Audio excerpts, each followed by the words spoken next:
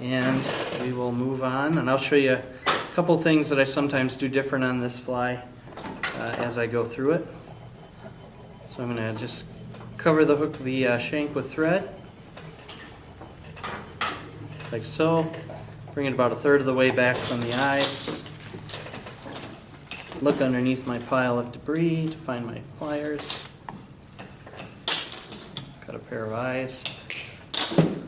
Usually I tie these underneath the shank.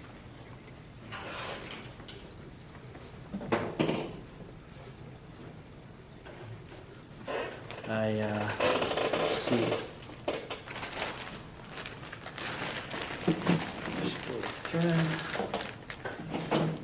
It's starting to look like home already in here. I'm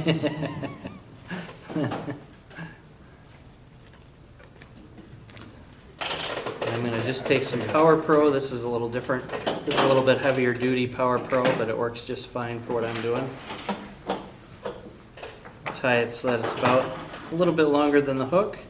I'll use my fingers to make a point in it.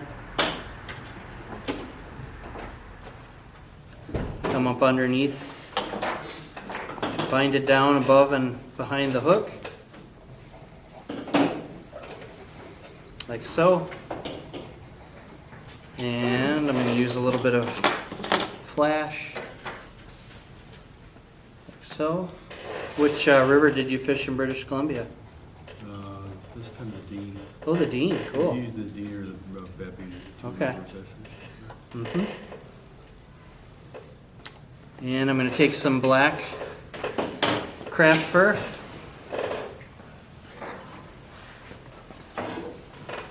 And I'm going to tie that in here, like so. Give it a snip at an angle. Wind it forward.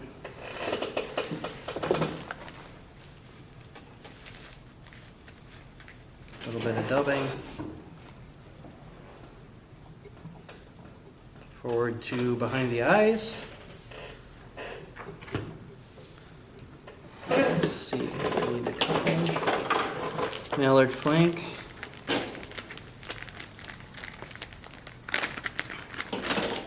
Have you guys been catching some steelhead this fall yet? Yeah, good. What river system you been on? Have you been here? The Rogue, yeah. Mallard flank. Usually if I'm using multiple colors, like this past one I used that perch color, which was all one bulk color, but a lot of times things that I'll do to soup up this fly that work well, that blue UV ripple fiber that we used is a good thing to add to this fly, and it adds something to it. The other thing I'll frequently use, even if I'm using one of those blends that we used earlier, I like to add a little bit of yellow holographic to it sometimes. Makes it even brighter, if you can imagine that. Scare the hell out of the fish. They're either going to get really angry or really scared.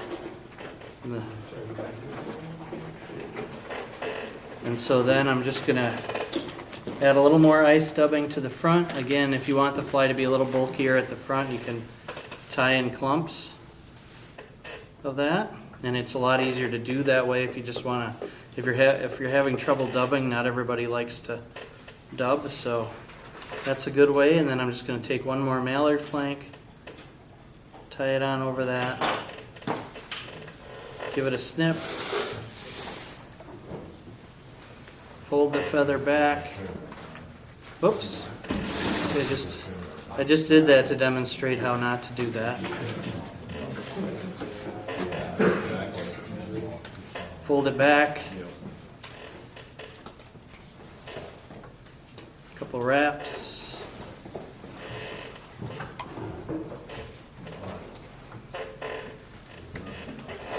A little bit of flashaboo and we're done with the fly. So, and then we've got one more fly to do.